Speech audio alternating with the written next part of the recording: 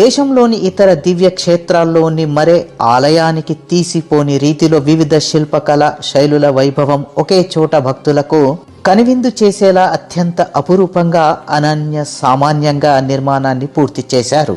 ఈ నిర్మాణంలో శ్రేష్టమైన కృష్ణశిలదే సింహభాగం.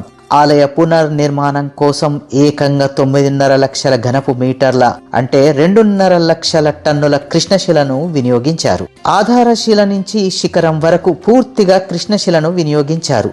ఆధునిక కాలంలో ఇలా పూర్తిగా కృష్ణశిలతో ఆలయ నిర్మాణం చేపట్టడం విశేషం.